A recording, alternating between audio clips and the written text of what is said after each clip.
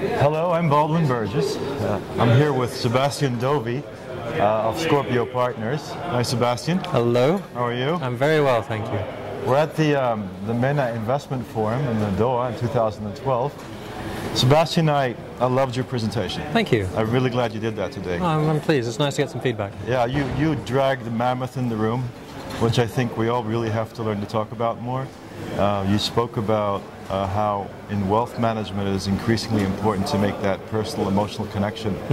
And you showed us some very interesting slides about the way people actually use data today. Tell us a little bit more about that. I mean, I think from a business development perspective, the private banking and wealth management industry has made a virtue out of being very scientific. It's finance. But the reality is to win new clients, it actually has to be in a very emotional sell. Sometimes we use a statistic which says that wealth management to the bankers is 90% mathematical and 10% emotional, but to the client, wealth management is 90% emotional and 10% mathematical. So that's the phenomena that drives the future of growth in wealth management. The other part of that phenomena, which is the mammoth in the room, is what do you do when you collect all of this data, which is going to be coming much, much more rapidly at the financial institutions, not data about the markets, which they already are masters of, but data about their clients. And it's not about individual clients, but how do you manage aggregated data about trends? What I found fascinating is you showed a slide which really caught my attention is where people really spend their time on. And what caught my attention is they're actually using social media. I think it came in second place. It did, and more importantly is that when we examined with wealthy individuals, this is with thousands of high net worth around the world, is that they are spending approximately 5.5 hours a week of a working week using digital media to manage their financial matters, in particular their personal wealth. But what's really stunning is that the wealthier the individual becomes, from a lower end high net worth to an ultra high net worth, the more time they use the digital world for themselves, but exclusively, increasingly so, for finance. So all of the other issues about news and networking drop away, and it's about I use the digital world to manage my money.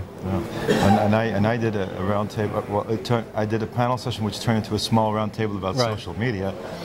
So I'm glad you really got a chance to get that message through because, as you said, sometimes it feels a little bit alien. Yeah. The kind of things we do, right? Yeah.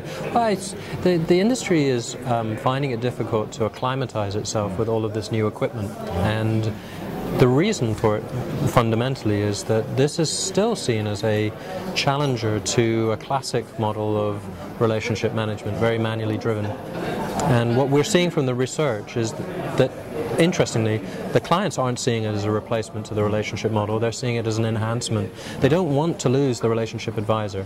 They certainly won't pay for the relationship advisor if they're not delivering, and they're stuck with it at the moment. But in the future, they can see digital as being an augmenter of what it is that they want from wealth managers, which is good contact, frequent contact, and good results. And what you also mentioned is we're all already using the technology all day long anyway, right? Well, yes, I mean, all of the advisors use it, all of the professional management team use it, and all of the clients use it. In the average household, from the whole high net worth work that we do, there's typically somewhere between 6 and 10 devices that are used almost exclusively on a personal basis by each of the wealth holders. So there's 6 to 10 different digital gateways, and the industry, the banks, just don't seem to grasp what's fundamentally changing is a way that we have new gateways to engage with our content and the world content. I guess it's going to happen eventually. Well, one would hope so, and it's not even eventually, it's happening very, very quickly. If we go back 2 years ago, even mentioning the word iPad was sort of a phenomenon of misunderstanding, whereas now it's understood even in the lexicon of financial services. Absolutely. Thank you for that. Well, we had about a fifth of the world population went onto social media in the last 5 years. Never achieved something like that. So it's going to wind up being that way. I hope so. Yeah. Thanks again, Sebastian. No, it's my pleasure. Thank you.